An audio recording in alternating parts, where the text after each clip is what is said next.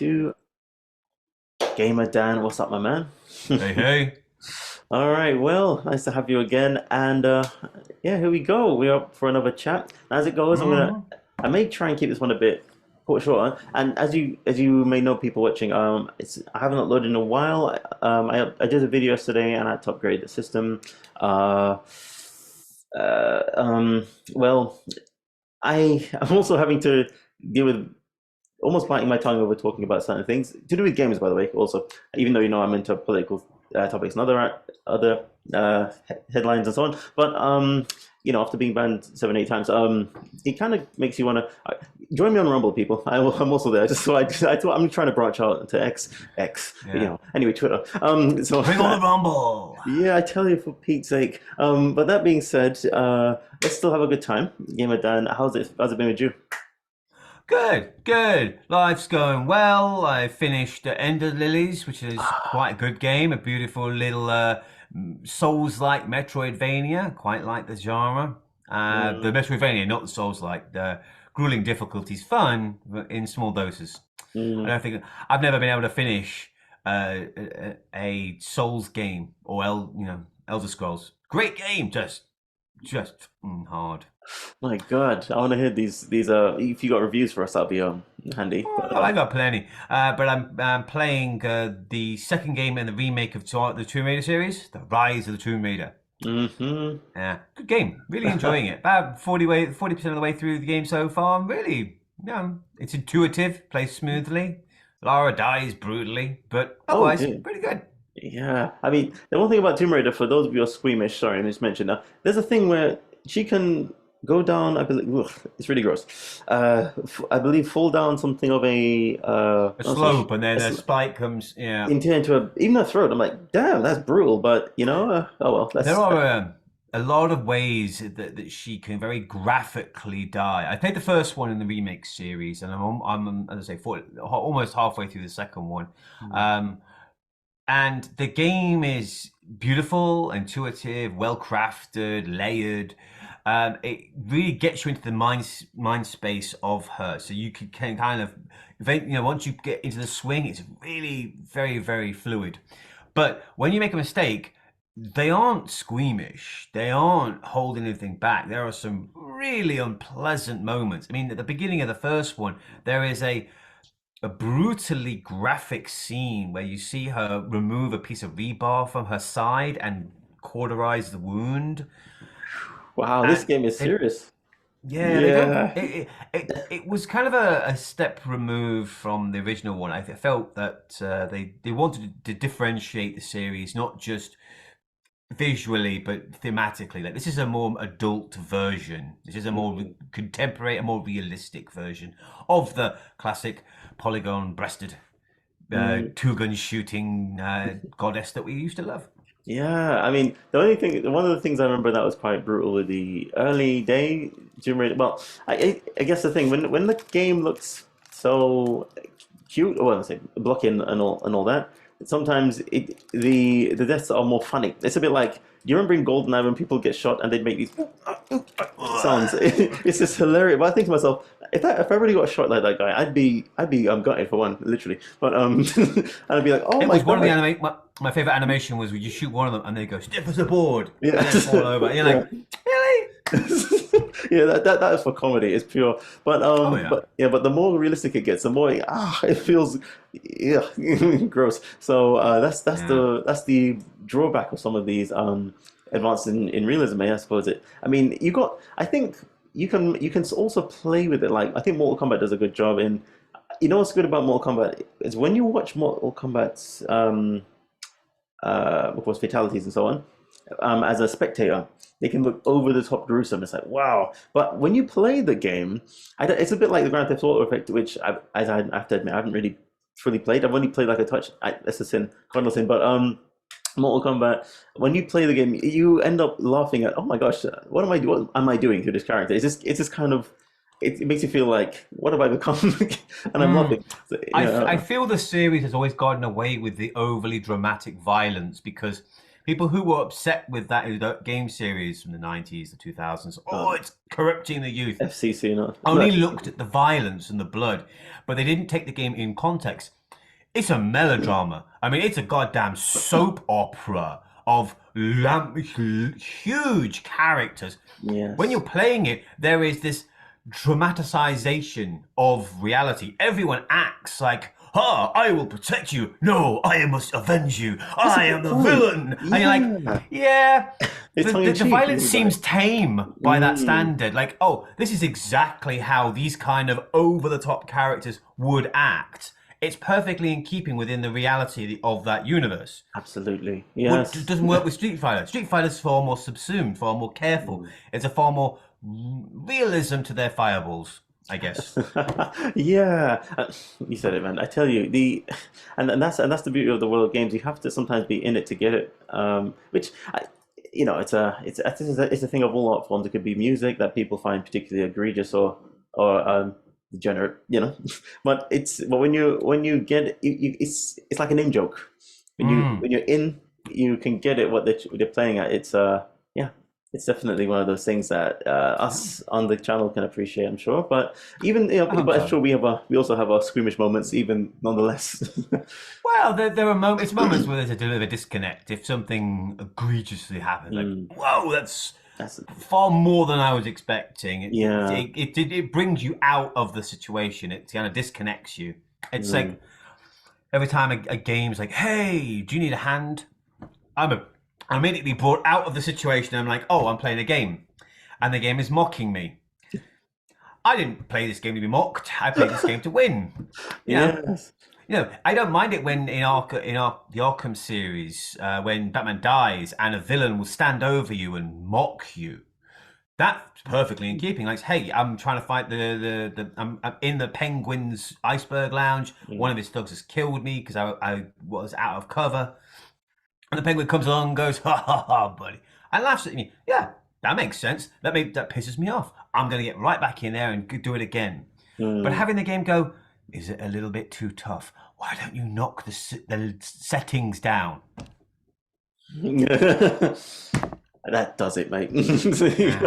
Yeah, oh my gosh. I gotta say, the culture of gaming, I'm so glad that we grew up in it, man. And because it's really it's a hell of a club to get left out of by just not being involved. Like there's so many things that we get about pop culture just by being gamers, I think. Yeah. Yeah, but that's because it's so much more prevalent now. It was so much harder to be a gamer when we were younger. I mean, I don't know about the audience, but I'm in my late 30s. But the first gaming console I ever played was a NES. The first gaming console I ever owned was the classic grey brick Game Boy. That was my first console. And yep, those clunky ass green screens, that was it. That was how I played games. And everything that's gone since then. Now, when I pick up my Steam Deck or I turn on the Switch and I look at the sprawling vistas of Breath of the Wild, when I see the action-packed, frantic battle of Fortnite, when I see the deep lore of a Final Fantasy remake in Terrorgrade, it's beautiful. It's beautiful to see how the medium that I love has evolved and grown and shaped part of my life. Yeah. But, being in it so long doesn't mean you can see the cracks. You can see the problems. I've seen it. Yeah.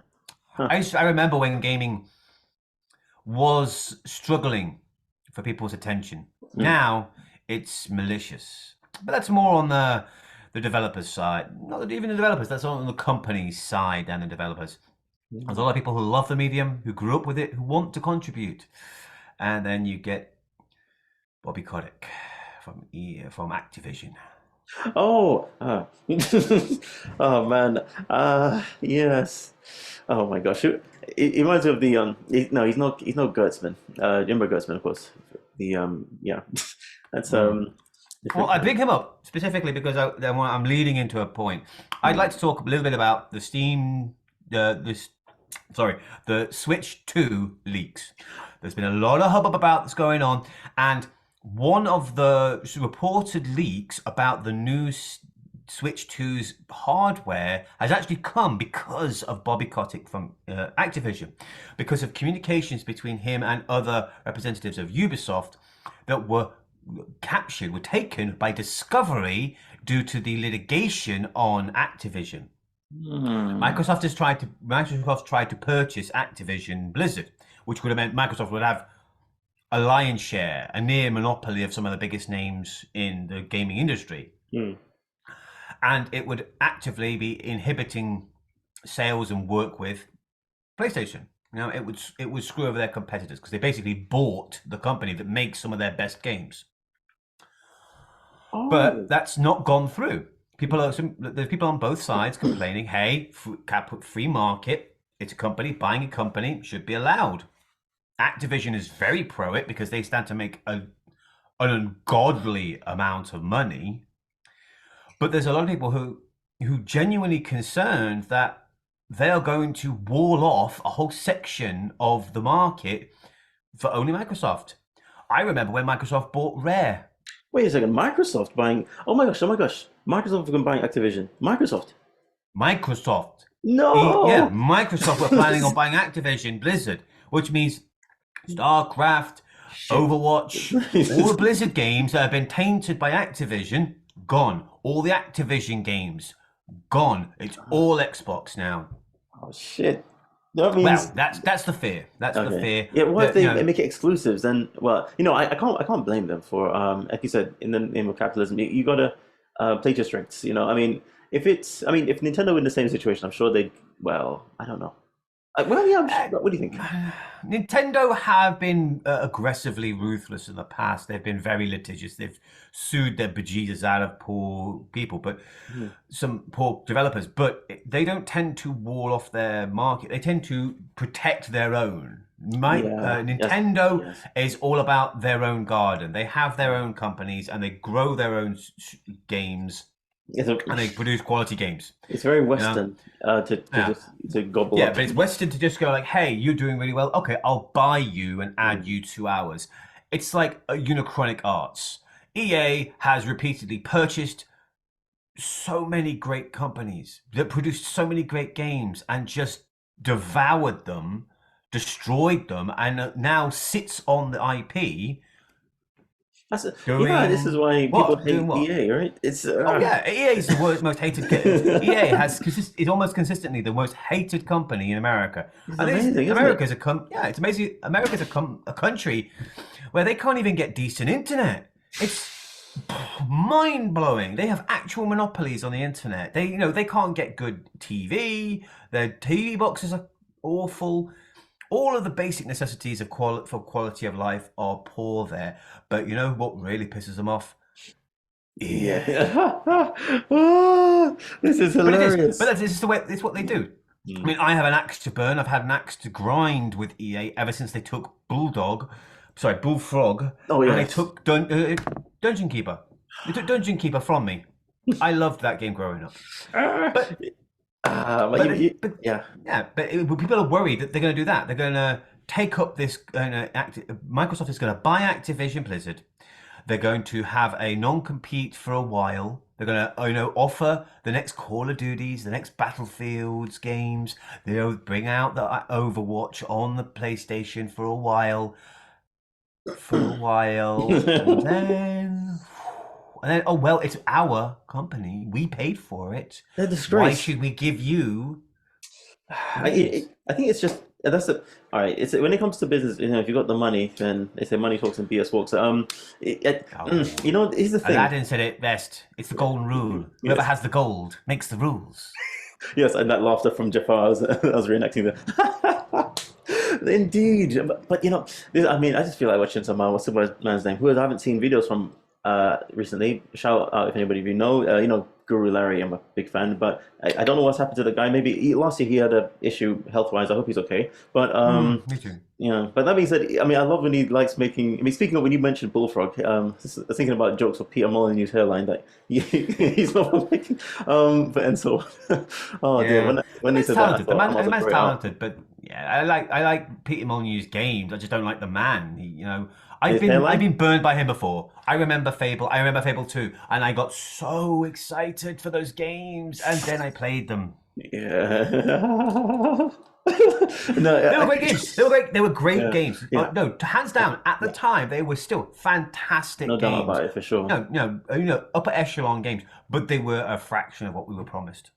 Yeah, gosh, I get I know I scrolled through the internet at some point, this internet land, if you will, and just had a look up people's take on Molyneux, and it's just hilarious how he winds people up so much with his shtick, if you will. Yeah. Yeah. Why are they giving him a mic? Just don't give. Just have him in the corner, smiling and waving. Make him a mascot, But put him in a glass box like the Pope. Wheel him out. Hey, it's Peter Molyneux. Ooh, it's Peter Molyneux. But don't give the man a microphone, for God's sake. The British learned this with print. With Harry. Prince Harry. We knew that he was a member of the royal family, but we knew that he wasn't allowed to talk to anyone because if he did, he'd just verbal diarrhea, and we'd all just cringe. But not the point. Okay, Oh off my on a God, sorry. tangent, complaining about companies and the players within. But the point is that Microsoft has been trying to buy Activision Blizzard for a while now, and during the litigation, there's discovery. Discovery is you have to offer up all the materials you have. So both sides have all the facts to make their arguments. So you don't see it a lot in TV or movies. It's like, oh, I've got the secret evidence, and it breaks up on the case. That's not how it works. The other side must have the same evidence you have. It's all about the argument. That's why good debating is required. Yeah. But supposedly, during this discovery, it has been revealed that Activision, or at least Ubisoft, or one of these companies, Activision was aware of the specs on the Switch 2 as far back as 2022. And it's supposed to be, Switch itself, great machine, but it was sub PlayStation 3. Sure. It could yeah. it could push PlayStation 3 level stage. I mean, it got Skyrim, so tip the hat. It even got Doom. Chronicle Doom Blade. 2016, great, and I played it. I played it I played it on PS4 and on the Switch, and I got to say, the Switch is a beautiful play. It runs great, Yes. but it drains the battery like just. Whew. But supposedly, it's going to be at least PlayStation 4 level, which means that current gen games that are currently coming out, the Switch 2 will be able to play them. We're talking your Final Fantasy remakes, we're talking current shooters, we're talking modern games, Elder Scrolls like games on the Switch 2, Wow. but it's still portable. That would be interesting. Sorry, I just want to share this with you. I was wondering if you can pull up something. I just pulled up this person's video about you see the top Nintendo. Sorry, as this title, Nintendo's Switch. Most requested features. Yeah, this chap here is called Mike Odyssey. Have you heard of Mike Odyssey? I have not. I've played Mario Odyssey. Well, this chap here, I was wondering because I was thinking one thing we can start doing is throwing a video up. I was wondering maybe if you'd like, you can pull up a video on your end about if anything that you think we should share thoughts about. If not, then we can just stick with this one video. And let's stick with this one. Okay. Let's say because there's a lot of things that I want to say about Switch 2. Some things that are rumored, some things that are speculative, and one thing that I demand. Let's hear it. 3, 2, 1, and let me know if it's loud enough or not loud enough. It's a nice opening. After 6 Succinct, years, the colourful. Nintendo Switch has to cemented upgrade. its legacy as one of the best consoles of all time. Not the best one yet, but coming Yeah. soon. PlayStation 2 The console's still key reigns. selling point of seamlessly gaming at home or on the go was a turning point for Nintendo after its previous device, the Wii U, performed dismally across the globe. The Switch was a game changer for Nintendo, one which needed very few updates to its hardware over the years when compared to the more frequent rollouts of newer DS and 3DS handhelds during its run. At the same time, the Switch console updates that we have seen have been well executed and thought out spins of the original hardware. The Switch Lite turned the console into a pure handheld gaming console While the OLED Switch enhanced the experience of playing games on that platform with a better screen and several other small physical tweaks in its design. Currently, it's rumored that the next Nintendo Switch will launch in 2024. So in this Christmas, video, I'm going to tell you 2024 about earliest. the top 10 most Christmas. requested features for the Nintendo Switch. Christmas, that'd be This crazy, video is man. gonna be I think it'll amazing, stop so the make world. sure to Miss stay to the Tricks. end. It'll But be before we expensive. jump It's gonna be right hard in, to get make sure one. subscribe and hit But that bell so you get But again, it'll notified jam of up the all internet, I'm upcoming pretty sure. Switch If 2 it, videos. this, Number this, 10, nobody's got it Switch confirmed. Not even the compatibility. director's talking about it. With There's over a lot of people 100 talking about this. games to There have been master rumors that games it won't be sold backwards so compatible, and far. that would be a Nintendo killing has a blow. massive Yeah. base Who's going to player turn onto the Switch for this 2 next-gen if console. the entire library is It on the also Switch? allows for those It's got to be. libraries It's got to Too be much backwards money. compatible. on My the library next it has to system. be. Backwards compatibility was one of the major strengths of the Wii U and Nintendo 3DS console generations. Yeah, if it wasn't for And backwards the compatibility, option to the jump Wii U onto a would have new been platform absolutely with a treasure library bland. of It would have been games dead in the water. would be a Absolutely. It major was terrible, selling but at least it got something. At number 9, we have You have like an power. HD version of the If Wii. there is one because Wii U. area where Yeah. the Switch is lagging behind, it's in its graphical hardware department. Well, it's I think it amazing was a just how step, much the a big console step is up. capable But of. remember, for 2 Just in generations, hardware, the I mean, console just look at played up Xenoblade hardware Chronicles 3. capabilities rather The than last couple of graphical and years have raw shown just how processing many power. The compromises Wii are was, needed to get you games know, running smoothly was a few on the system. No one is SNESs expecting strapped Nintendo together. to It was somehow figure out graphically how to terrible. shrink an But NVIDIA the 40 freedom of series movement was the CPU selling point. into a tiny And then chipset. Wii U was kind of But them a going, oh, solid let's add it more foundation that power. could provide a But more by then, they were contemporary and generations stable gaming behind and still experience playing could up help ensure the a long and healthy Bluetooth attention-grabbing connections. lifespan Yeah. for the console. Absolutely. You know what? This is what. At Hold on. number 8, a shift up to 4K resolution TV and 1080 for handheld. With more power, That would be comes nice. a greater opportunity to create a gaming experience that is comparable to what Sony and Xbox have to offer.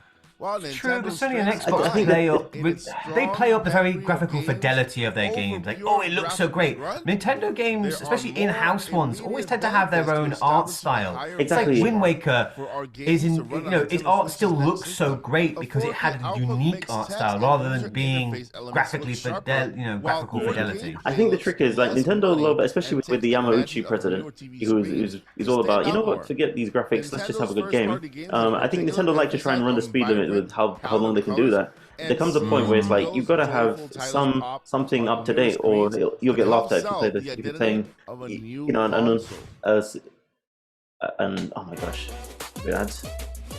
You'll get laughed at if Yeah. you're playing a game that doesn't hold up to today's specs. It's good. It's not the super cutting edge, but it's got to be. It's gotta be able to- controllers. It's got to be able to hold its own. The fact that the Switch was able to hold its own with some big titles, not all, not most, but some, went a long way, especially in the early days when people were still on the fence about it, when people were still like getting into it. Having classic titles playing on the Switch was a big thing to assure people that this was a device that you could play good games on. And having a machine that has the power and the fidelity to play some of the more modern games, it reassures people this is a thing that can last. It's Yeah. more contemporary, meaning it's going to last longer. That's exactly it. I think input methods. game control One of the input most method. exciting developments in the gaming space recently has been focused on how we interact with games. The PlayStation DualSense controller is a benchmark in haptic feedback design thanks to its nuisance, vibrations, and adaptive triggers. Nintendo is a pioneer when yeah, it comes to that's fair. innovative methods for gaming. From the Wiimote motion Wii. controller to the 3DS touchscreen and stylus, and the company knows how to make these inputs Yeah, feel I really love less Japan, like man. Every time I see this, more it's like just an essential way just to really proud that I'm here, experience but its games. but I'm still, you know, I mean, Upgradable SSD storage. oh, upgradable When it first SSDs. launched, the Nintendo Switch options for storage were simple but reliable. 32 gigabytes of onboard storage that could expand with the micro SD card meant that there was more than enough room for several indie titles and first-party games. But times have changed since then, With the games games are being so much more bigger. demanding and new consoles hammering You know what I'm home thinking on is the benefits of SSD maybe storage, like with a PlayStation more that need to modern be online. solution I is mean, is that still the required case by to the way? keep up with the PlayStation 5, competition. you have to be online Unlike to play it. before, No, you don't overhaul the have to be eShop online, to but deal with obviously it all cuts of down the a lot of things. shovelware. There was a, The I think Oh there was a, god, eShop yeah, library the shop is extends terrible. I have to impressive go into the storefronts dumpster around, diving to find thanks to anything the I want sheer or find something variety of new. games on it. At number At least 3, add like themes improved or gameplay capture options. Compared to the that's not fair. PlayStation That's or pretty fair. Xbox, When I game was capture do you want to options on pause the this for a Switch are second. oh sure. severely When I was limited. playing Screenshots are an easy Stop, tap. stop, stop, stop. Tears of the Kingdom, Yeah. I captured so much, just shots of everything I did, of everything noteworthy, every video, every flashback. I recorded as much as I could. But the options I found out after playing with them for so long were very limited. Of what you You can only do. get small when you press the video record button on the actual Switch. It records a tiny snippet. So I have snippets of video.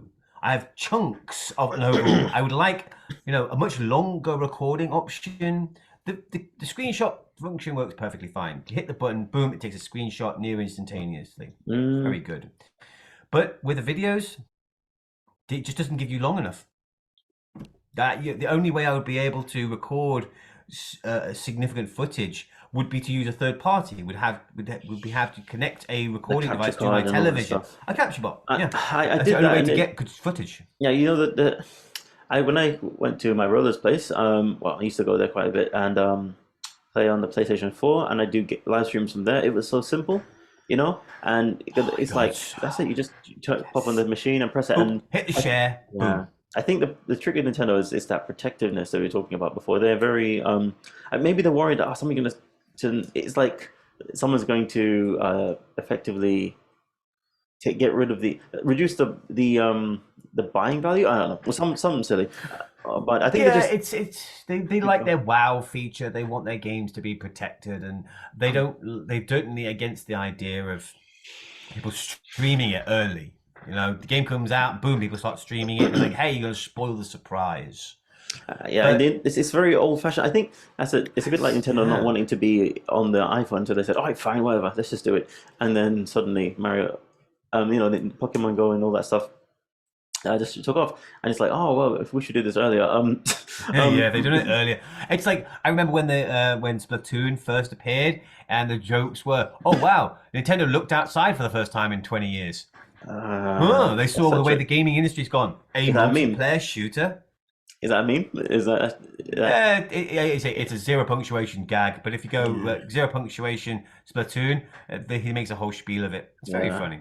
Yeah, that's unfortunately they found a formula that worked, and unfortunately they were very careful with that formula. They moved slowly. They were constantly refining it. What they had was polished to a diamond sheen, but didn't move forward. When they did, it was through novelty as opposed to through deliberate intentionality.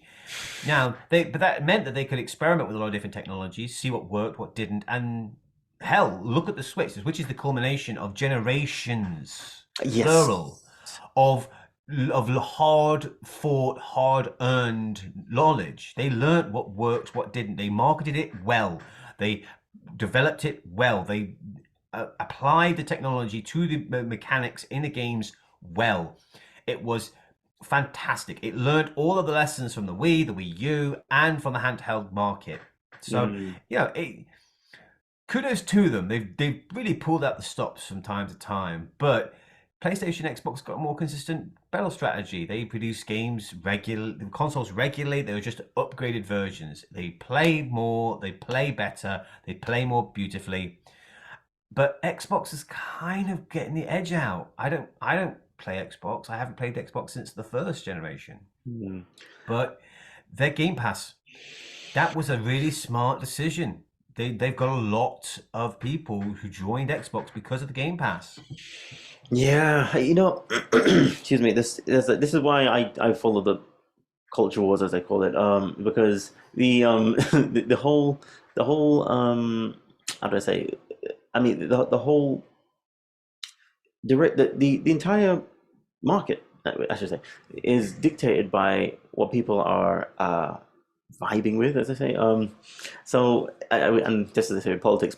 They say it's upstream from culture or downstream, but precedes culture. Culture is set first, then comes Yeah, culture comes first, linguistics comes second, linguistics and politics and business comes second, but the culture comes right. first So for yeah, everything. so that's the thing. So on one hand, Nintendo, like you're saying, are very cautious, very trepidatious, and they like to uh, dip the toe in here and there. But They sometimes, got a beautiful garden, they want to keep it that way. yeah, and I did. What's ironic is that as a result, they just, like you say, they take care of their IPs and so on.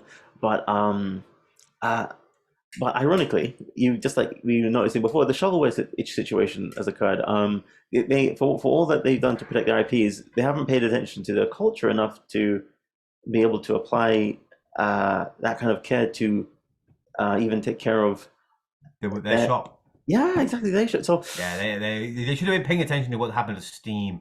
I, Getting on Steam used to be it was the premier PC marketplace, and getting on Steam was a mark of quality. You were a game. You had mm, achieved you had made a game. You were a game developer if you got on Steam. But then they started opening up to anyone, and they made it easier and easier for people to come in, and the numbers just became so ludicrous. They had thousands of new games it's a, regularly. that's a crash. It's a crash. You know Yeah, what? Yeah, that's like the late 20,000 to 2000s. You know, boom. The economy, the more the not the housing boom. The housing boom. They sold so many mortgages, nobody could pay them, and now they're selling so many games, but nobody's playing them. that is a brilliant what's that juxtaposition? I'd say. Yeah, I just think there needs to be a certain level of curation. There needs to be a certain level of discretion. We want to play games. This is a Yes. market we want to play. But every time I go into Steam, every time I go into the shops, and even PlayStation's not can't avoid this. Back when I was playing on the PS4, their store is getting Pretty thick, pretty chunky. It's there's a bit of heft to it at this point. It's big, and they're trying to. All of them are trying to capture a slice of that App Store market. The App Store is a goddamn free for all. It's the Wild West. Anyone and everything is out there multiple times over. But they made so much money because they take a cut of every sale, and these companies take a cut of every sale. It doesn't matter that what they're selling is garbage. yeah, thank you for saying. I was going to say something far worse.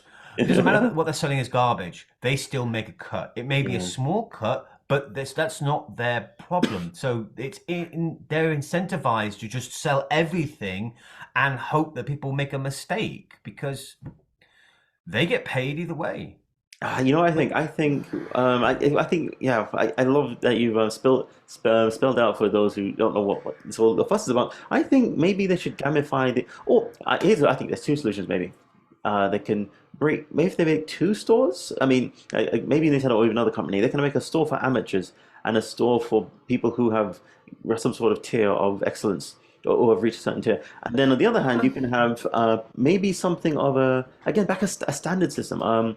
It has to have so many. Oh, again, maybe this is where the two platforms could work. Let's say if you reach so many high reviews, but again, you'll get frauds in there, just giving it review thumbs up and so on. But I guess if you Yeah, have or different review ways, bombing. yeah. But if you have I don't know, A reward make system or a tiers, basically some way to authenticate the good validity. reception, the viability of it. If you put it there, and you know what, I think just like the YouTube channels, the way it's supposed to work, you do work online for free for ages until you get so many thousand views, and then therefore you should be able to keep going and sustain yourself.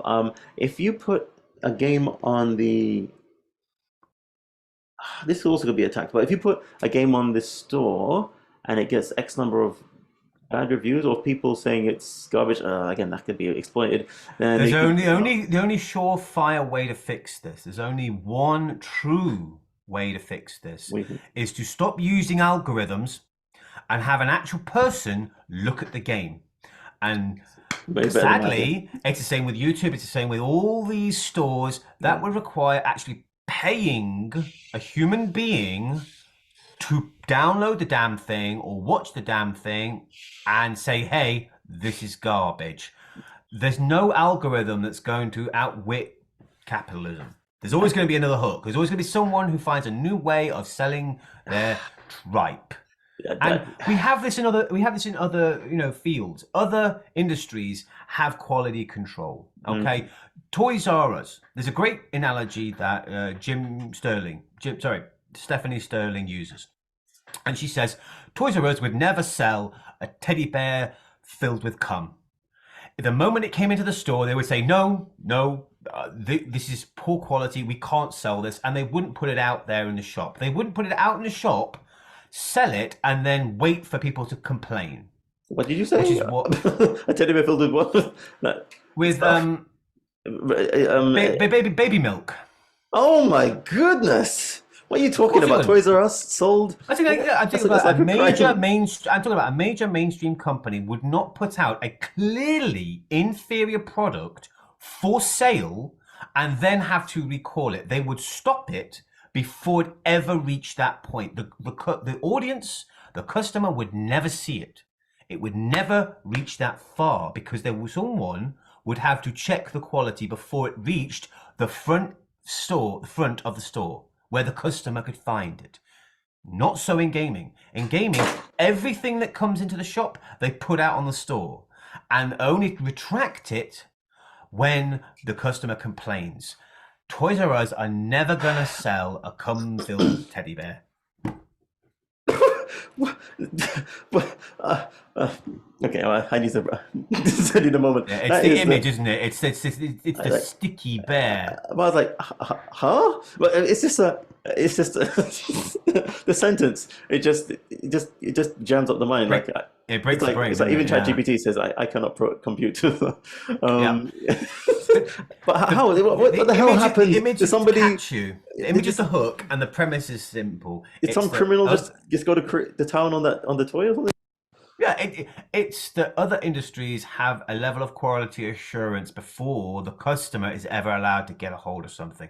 In most industries, if they buy a subpar product from a manufacturer, they won't sell that product. They'll test it before they release it. The customer will never go into a major retail store and pick up a terrible product because someone will have checked it before the customer could go in there, because it degrades their image of the shop. I think. Why would you trust the store if they're selling? This is the kind of thing they're selling. But Nintendo, PlayStation, Steam, maybe Xbox. I don't know. I no first-hand experience. But these stores just open their gates open to. They open it up to anyone. Anyone selling anything could just put their stuff on there.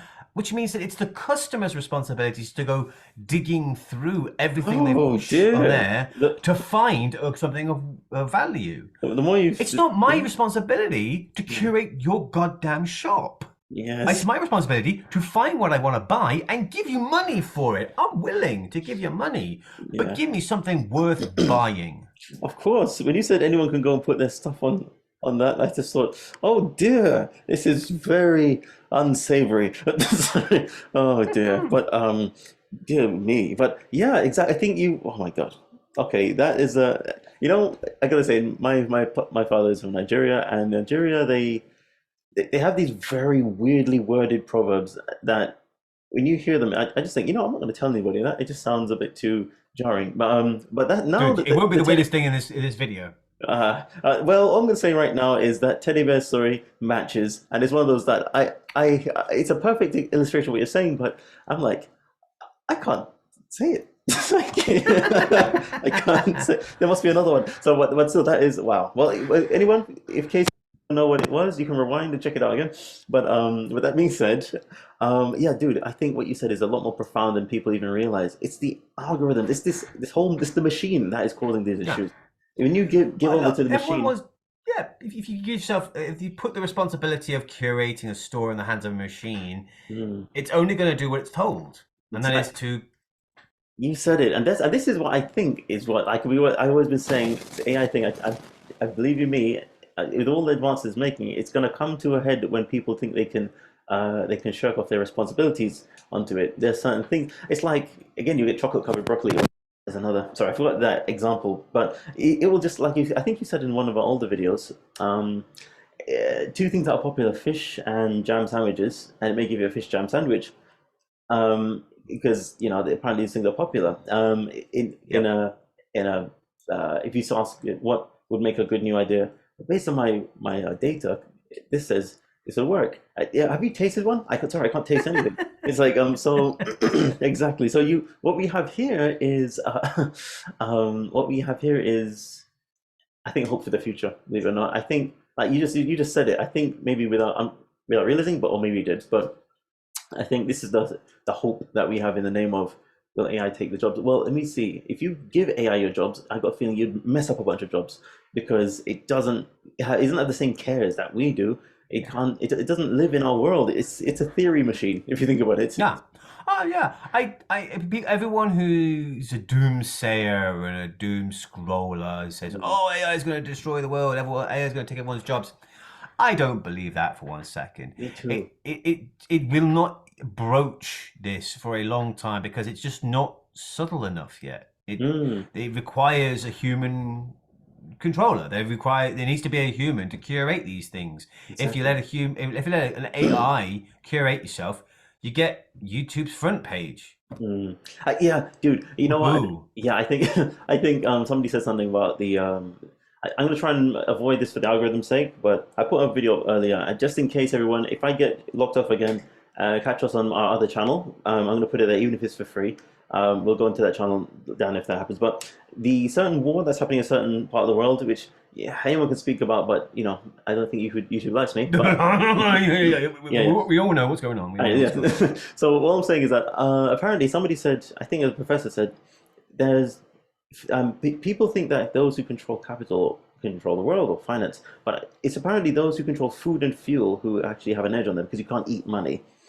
And similarly, the same thing is true when it comes to the system. When it comes to the AI trying to figure out things for you, because it doesn't consume what you consume and take on the effects of it the way you do, it cannot truly produce the best results, or in terms of, or even responses to problems that arise when dealing with this matter, as though it were an employee, a human employee, dealing with it. Because I mean, I just already said so. Because if you try to teach an AI to speak internet by using the internet's language, memes, it'd break. It would break for sure. It doesn't know.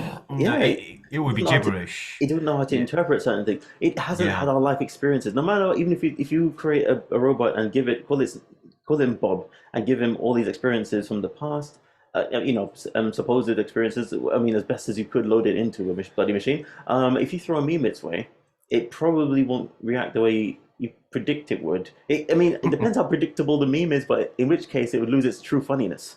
It wouldn't. You wouldn't be able to convey the nuance that we can share with each other because we have, like you said, have that personal touch, that the same personal touch you just put into the e-store.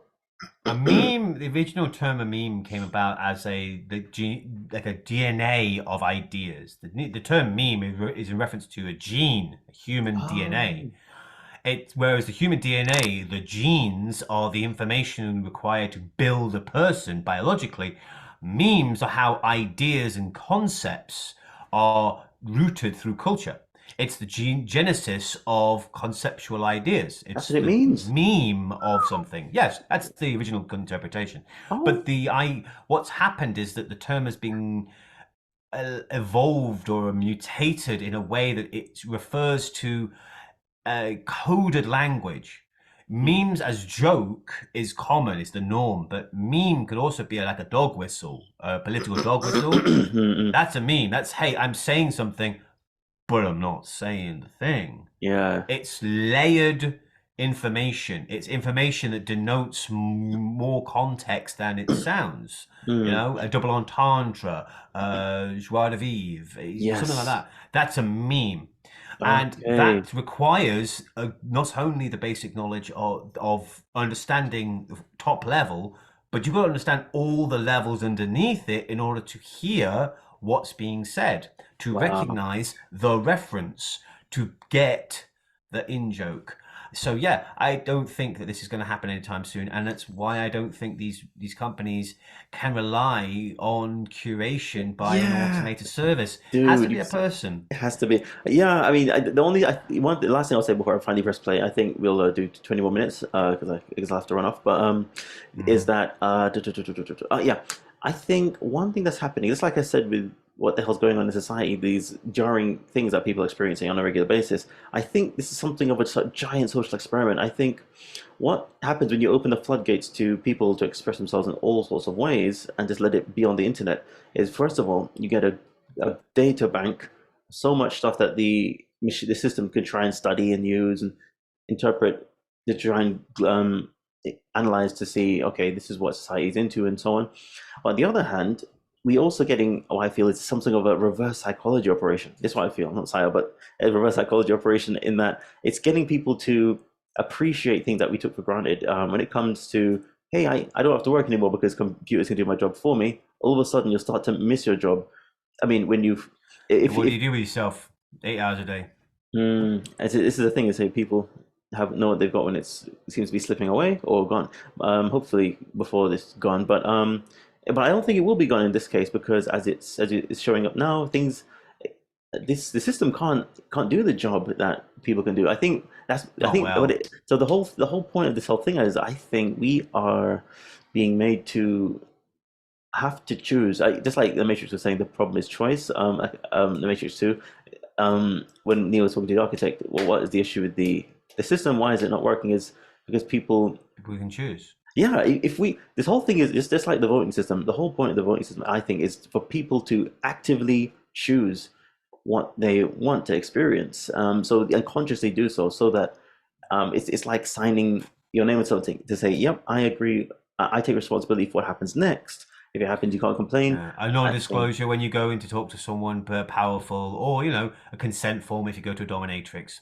I know this is going to hurt, but I'm aware of it. You have to actually give your consent. I think if not, then the system actually doesn't work because I mean because there'll be an uproar. Ultimately, all the thing will break down somehow because people won't play along.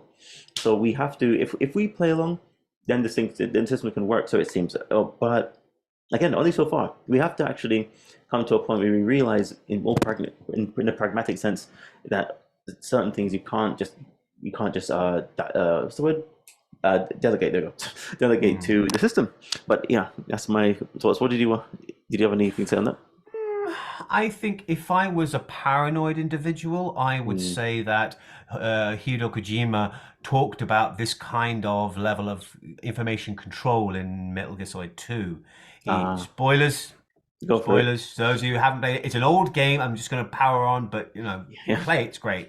At the end of that game, the revelation was that the entire scenario was constructed as a simulation to train a new soldier like Solid Snake by an AI. The AI was developed by a secret cabal of powerful individuals who run the government. Blah, blah, blah, blah, blah, blah. Right, right, But right. the idea was that it was a filtering control for the internet. As the internet became prevalent and the governments realized this is a thing, we can't avoid it now. They set up filters and ways of managing the level of control. Certain information, YouTube, cat videos, shopping, goes through perfectly fine. But anyone who brings up certain keywords, certain concepts, it begins to level. And then they're able to build more accurate profiles of people, ways of predicting them, and ways of controlling them. If I was more pragmatic, if I was a pragmatic person, I'd say, yeah, that kind of thing does already happen with shopping. Facebook's been selling my data for years to not to some secret cabal of powerful politicians, but to shops to sell me stuff. That's kind of the secret cabal is just Coca-Cola or Disney and people selling me crap. That's the reality of the situation. It's all capitalistic. It's just a better way of targeting people. It's they bought my information because they wanted someone who would respond to their product or Mhm. their ad campaign. And if I was truly a romantic individual, I'd say that we are entering an age where we have access to so much, but we as a species need to evolve better ways of data management. We inherently believe the in group. The meme is a great way of identifying one person through from an anonymous nebulous location, someone from another side of the world can immediately and accurately connect with me as a person through a meme. You get that meme, I get that meme. We must be part of the same in-group. We're the same team, and we can communicate.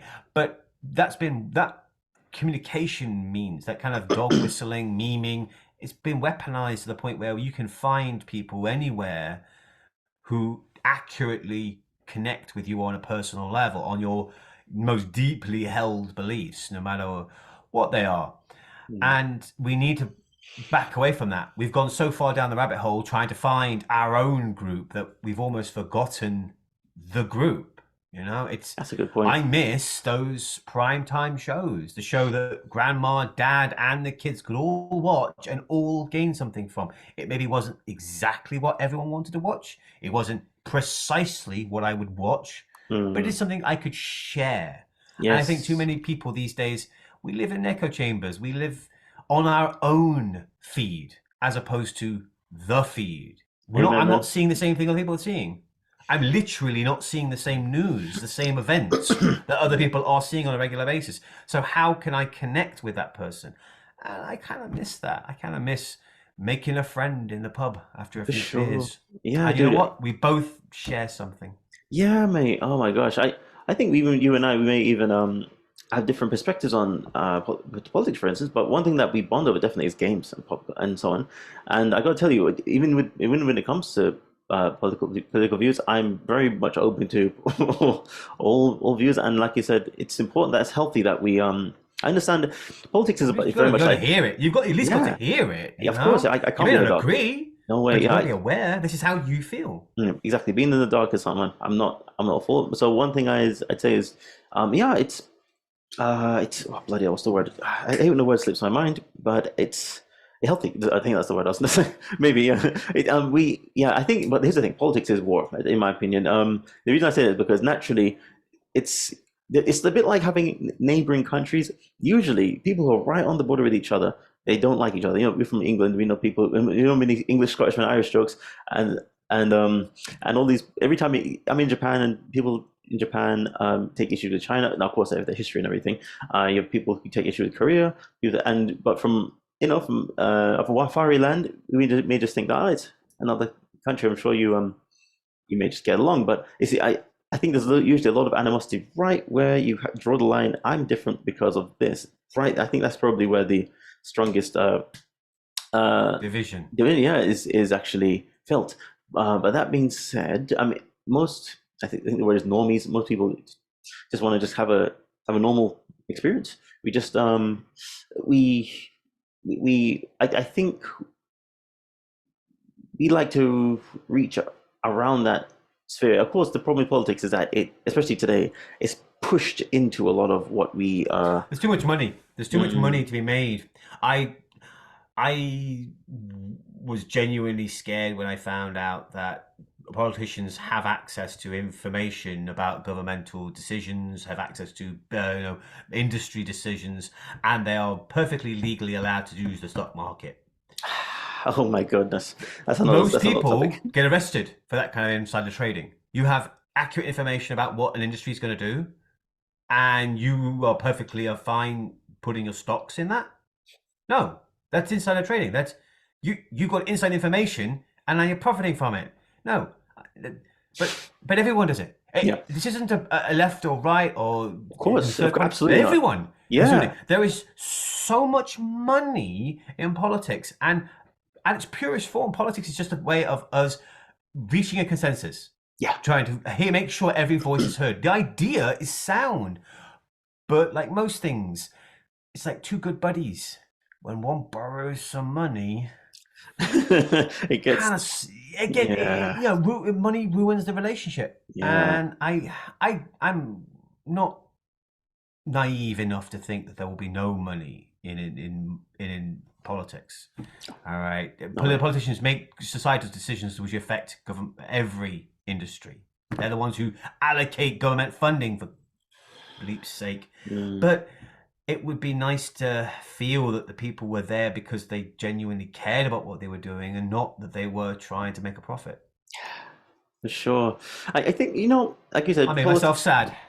I think, I think, dude, like you said, politics follows culture. So hopefully, the way we handle the culture, because it's in Hustle our hands. culture, Ah, boy. gig culture. Jesus, everyone's trying to make a buck these days. Ah, boy. But I mean, at least when it comes to our cliques and so on, if we just, the more I think, the more we just reach across the aisle and just treat each other more fair. I find I'm being optimistic. Just find something. Find one thing in common. Just Yeah, find that's just- one thing in common. You don't have to agree on most things, but you can find one thing. Everyone can find one thing. Of course, that is it, dude. That is it.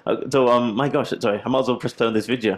But all of that, by the way, everybody, is related to this video. You'll be surprised. It was supposed to be, yeah. You can see as he's cutting through the bamboo, we're cutting through the political mire. Screw it. If we've got time, let's just watch the end of this video because I'd like to see the 10. Sure. Here we go. 3, 2, 1. Way. But if you're looking to capture video for more than 30 seconds, well, then you're going to have to invest into a capture card. Oh yeah, that's what I was saying. Opportunity for Nintendo to It doesn't offer always a work. much more robust set of capture options Ooh. for its next console. Good graphics. Especially after it seems to have loosened up its infamous stance towards YouTube, as more eyes on your product is better. At the same time, you think it's slowly opening up. Really? Wow, Nintendo. Yes. Allowing streamers to more easily broadcast their adventures across Nintendo's various titles. Wow. Number 2. Slap Nintendo. 3DS game support, and I will add Wii U as well. Oh wow, It's a that would safe change bet that the Nintendo everything. NES, SNES, and Nintendo Oh, I just got it. Brainwave.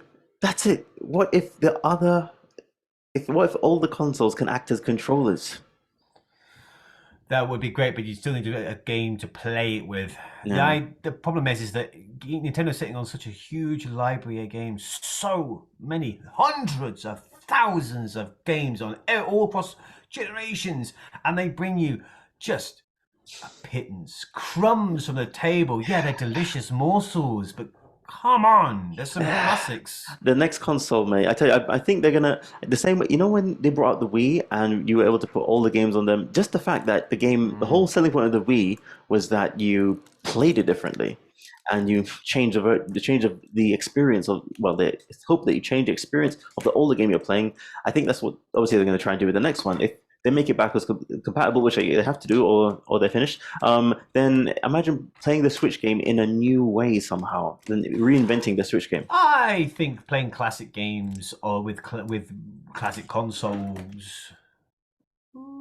Okay, there you go. It's nice. It's in keeping with it, but I think that just having access to classic games it's a great way of showing newer gamers and younger generations this is where these tropes came from. Yeah, it's love educational.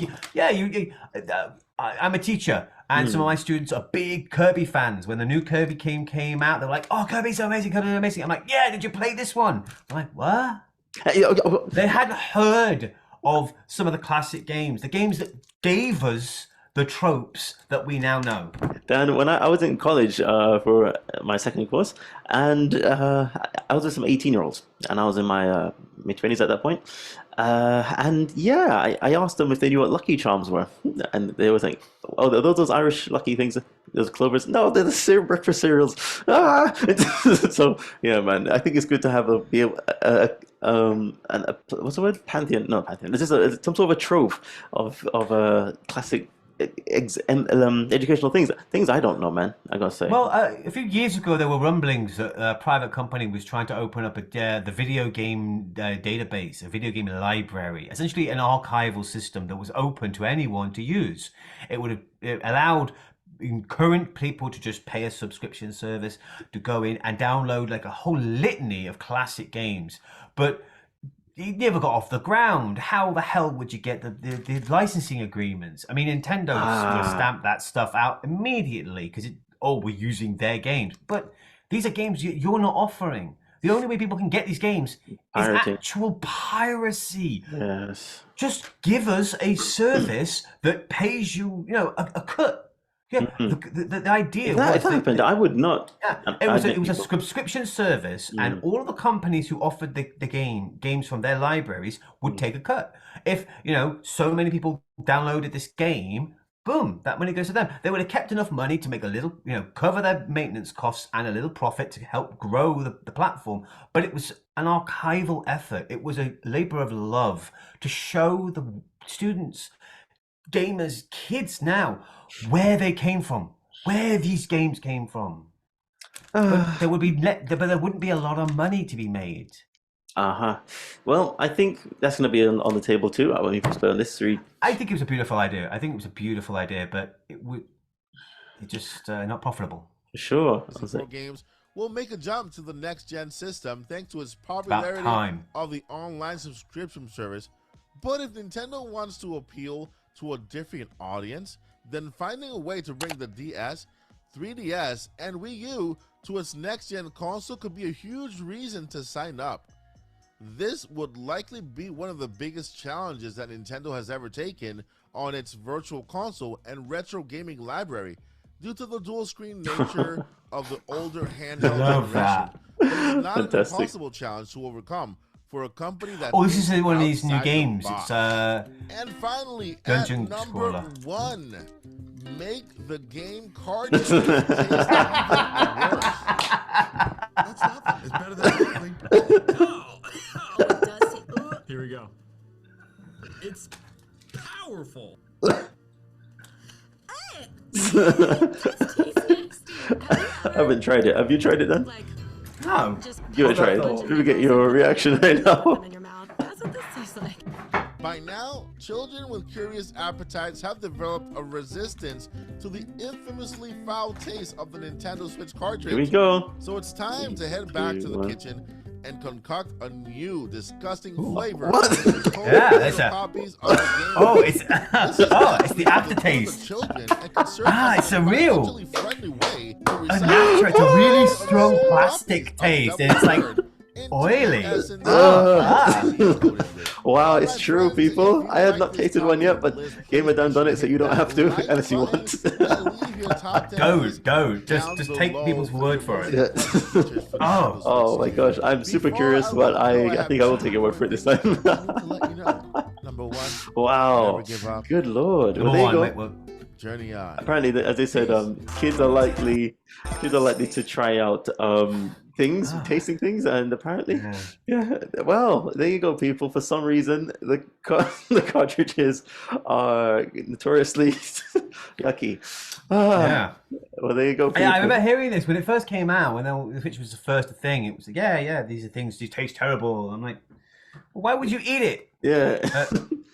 There you go. Apparently, it's worth a try. So, well, maybe not. So it's better than it being neutral. If it was neutral, people would swallow the thing. It's just it's like a gag reflex. Maybe that's the plan, Dan. Maybe it's to tell kids don't eat this stuff. Yeah, maybe kids will be kids and try and eat it, but they'll be like, ugh. So maybe who knows, guys? Maybe Nintendo did that on purpose to save kids from going to the ER and then Nintendo getting sued for making swallowable games. No. I mean, you can't swallow it. It's SNES cartridge. Exactly. And this thing is tiny and slim, so I could swallow this. Wrap it in some bread or something. Yeah.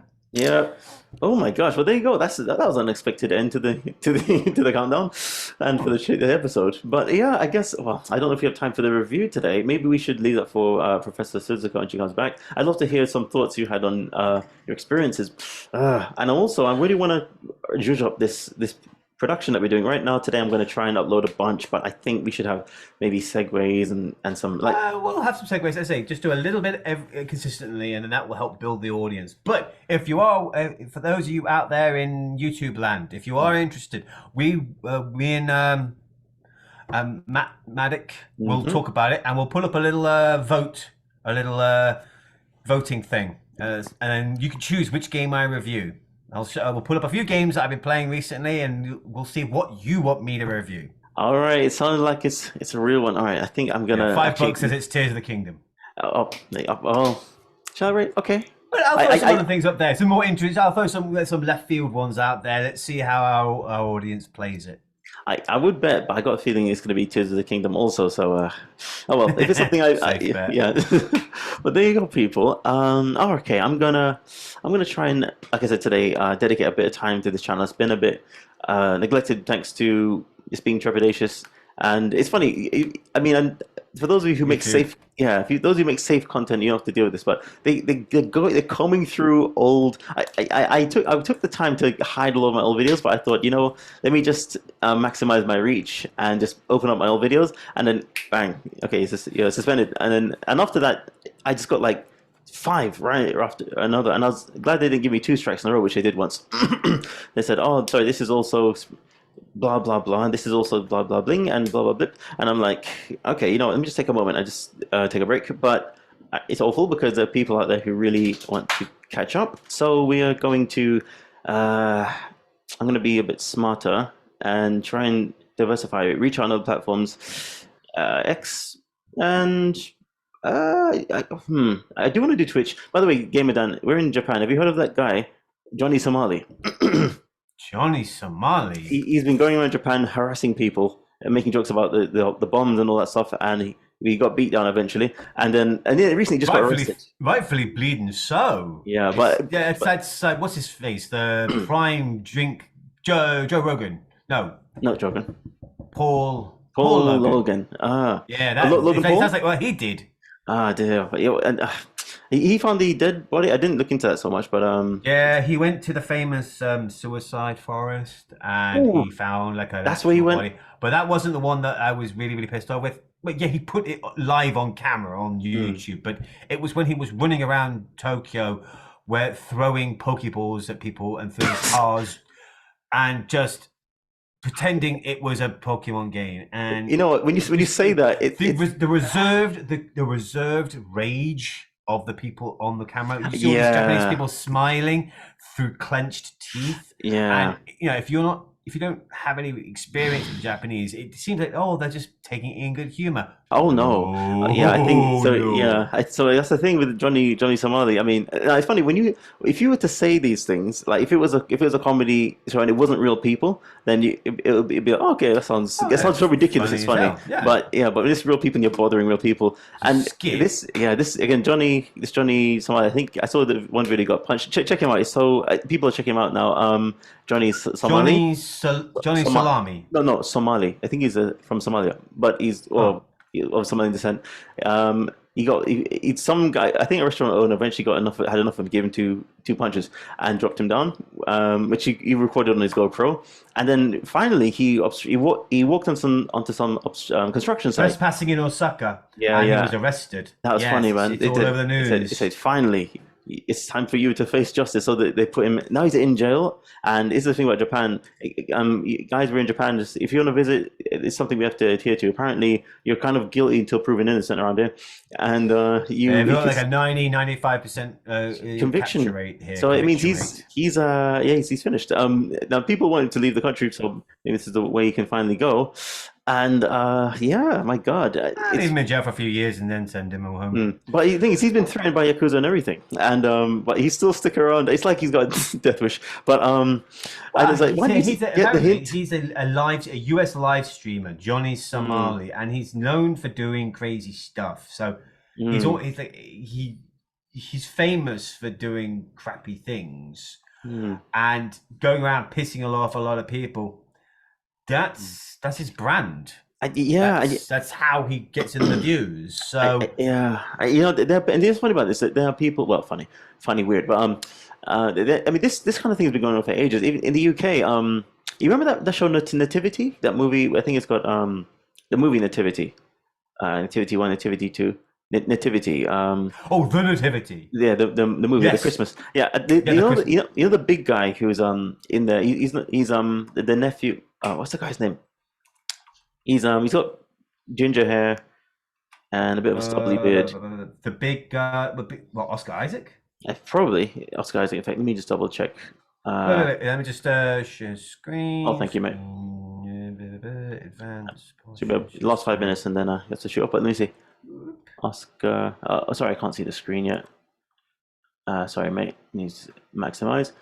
This is Nativity, right? Which one? Nativity Story. Oh no, not that one. It's a comedy. It's a family. It's a Christmas show. This is called Nativity. Yeah, that one. Nativity, 2009. Yeah, Mark Wooten.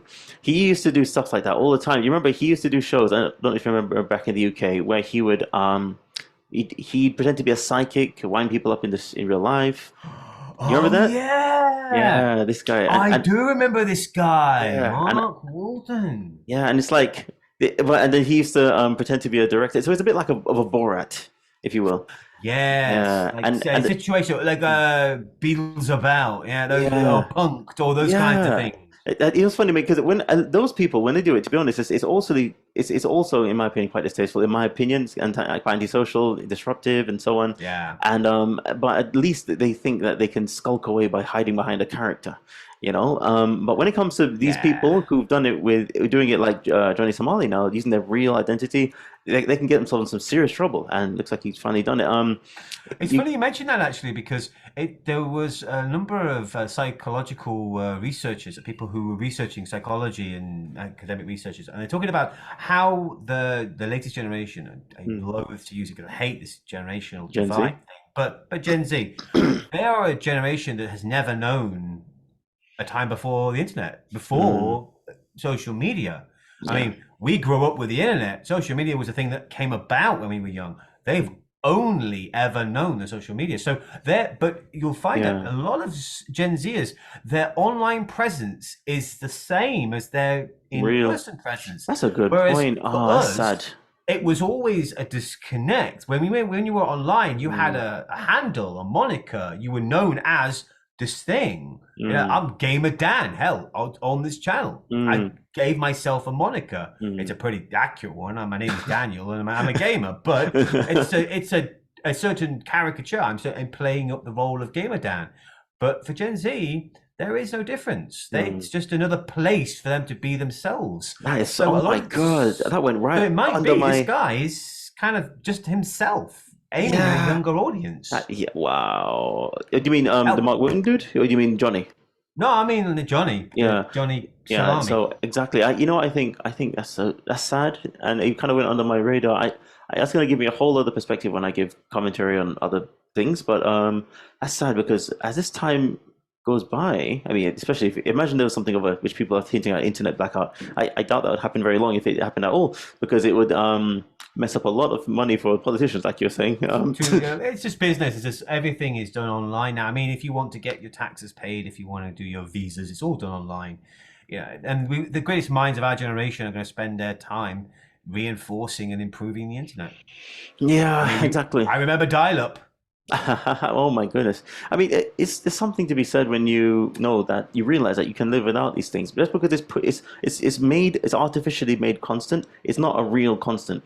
And this is why I think traditionalism is so important. Like, I don't know if I mentioned to you last time, but I think it's last thing I'll close with the value of things like tradition and religion even. I used to think is in its constancy. So I was thinking when I grew up, I used to think well, especially in an age when I think religion is been demeaned or at least diminished in value, at least by some people. I mean, you know, you can turn on The Simpsons and there's some sort of joke against Christianity or something, and it's just quite insidious. It'll show up everywhere, and then you find atheism will become a bit more commonplace. But I used to think to myself, you know, when you think about it, what is the point of these religious institutions and so on? So I thought to myself, you know, I was walking with my wife down the street one day and I was looking at some birds in the sky and I was watching them just, I think, migrate for a certain season. I was thinking, I don't know how I just made the connection, but it occurred to me. This is um, like it's like religion. The same. I think the trick with religion is that you have, and not just religion, but traditionalism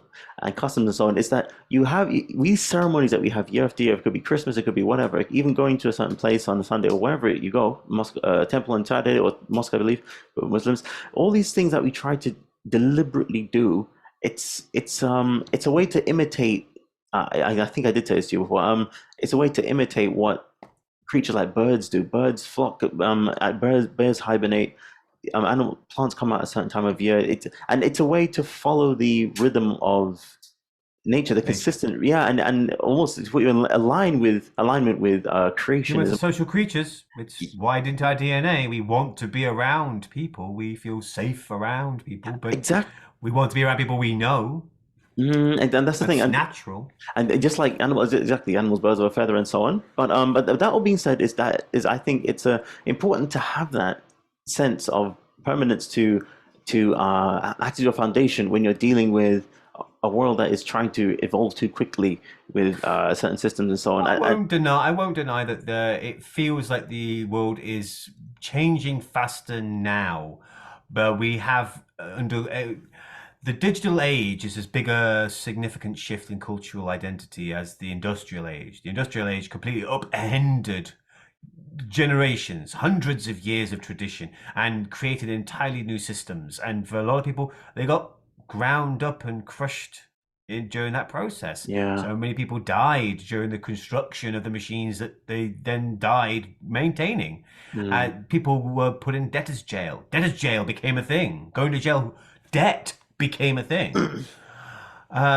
So it was a massive societal shift, but that shift wholly was a positive one. It allowed us a better quality of life overall. The poorest of us to the richest of us, everyone gained from that change. It allowed us to mass produce everything, including medicines that allowed, before the industrial age, it was a 50% child mortality rate. You had 2 kids and you just knew one of them was going to die. Now, if we have children, we have every expectation that they're going to live. Your child dying is a tragedy, a terrible thing, because we know they're supposed to live. But for most of our human history, most of British history, no, Wow. we're just going to die. That is and then amazing. once you hit a certain age, you were just going to die. But we don't now. We have a much better quality of life. But the digital age is like that. It's going to be a massive societal upending shift of how we do things. Now we're actually riding the storm. We're in the middle of it, We might find the ports of calm, but it ain't over. We're still doing it. We're still introducing new shifts and new changes and new technologies. So we don't yet know how it will end. I do think that it will be better for society, for all societies, for humanity as a whole. I think the fact that we can connect to people on such an intimate and personal level, as opposed to through curated sources of information, allows us a more accurate representation of humanity. We can see all the problems now because all the people with problems can show us. There you go. And unfortunately, there's a lot of people who are like, hey, no, let's go back to the good old days.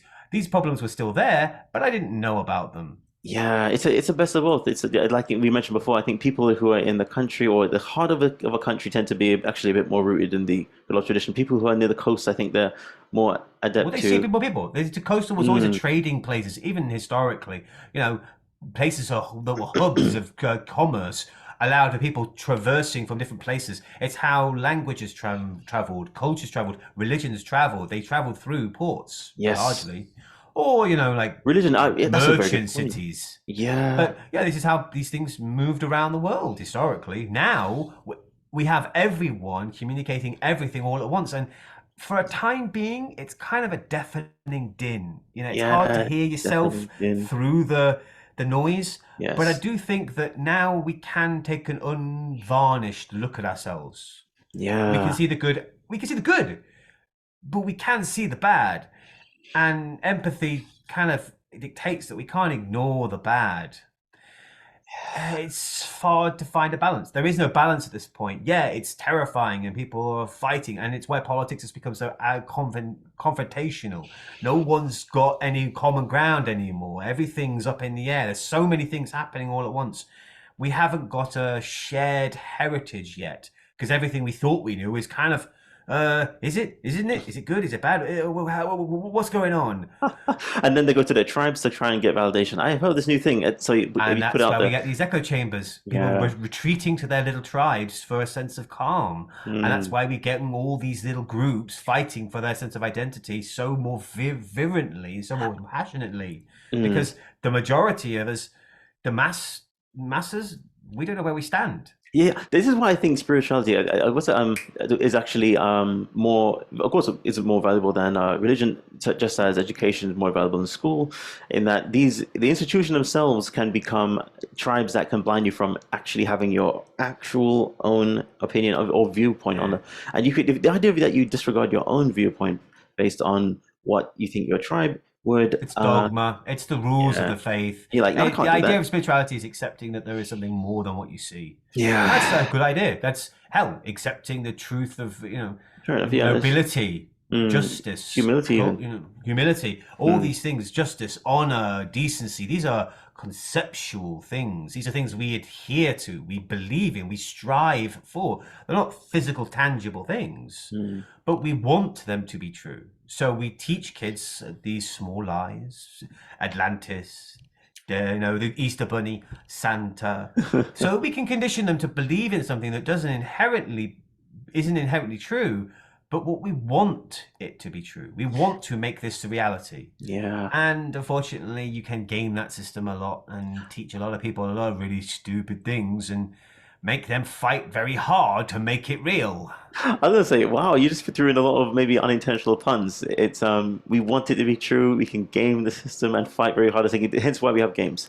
We want to keep the lore alive of the games that we play, man. I mean, tying it all back to our overall topic of games, but this is it, people. We want to keep our created traditions for our alive. tribe. Yeah, our tribe is as valid as anyone else's, and we can bridge gaps better than most mediums.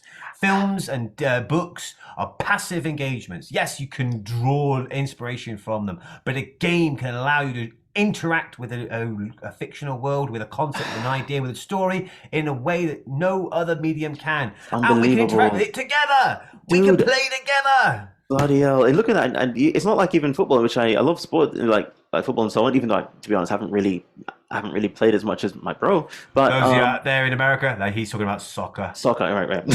But that being said, there comes a time when you have to eventually become a spectator in sport. But when it comes to these games, unless your eyes give out, you can keep playing. And Oh, I'm gonna say, that's my nightmare. I hadn't thought about that the other day. I thought, what would be the most nightmarish event for me? What if you lost your legs? I can still game. What if you lost one of your arms? I could still game. What if you went blind? No!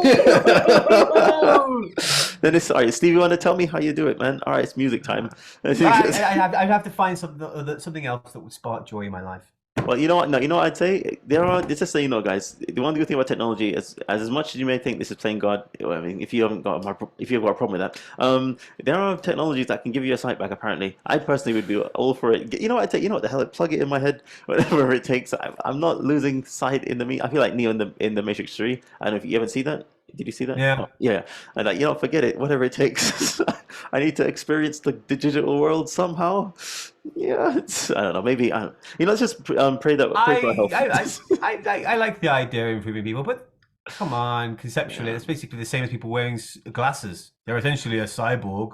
They're just using a machine to augment their body. Hashtag classic, man. But anyway. Yeah, but dude, I guess we should wrap it up today. This has been a lovely chat. Thanks for catching me on your impromptu day off, so to speak. Yeah, my circumstances changed, but you know what? I'm always happy to talk. Yeah, mate. And I think we're on waiting for a good one next week. And who knows if anything up down the pipeline comes hinting at a surprise. If there's going to be a Nintendo Switch 2 launch for Christmas, when do you think we'll hear about it, Gamer Dan? Last question. Well, I reckon that there's going to be a deluge of rumors around spring, Q1 next year. I think there's going to be a lot more rumors dropping, and I think that they're probably going to want to capitalize on the rumors. So the E3 next year is going to be a big one. Or at least around E3, when they do the Nintendo Direct, they will do a Nintendo Direct announcing it. They'll be in person with the console in E3, so people can see it in person and let people get hands-on. It'll do the shows, it'll do the PAXs, the Tokyo Game Show, and it will sprint.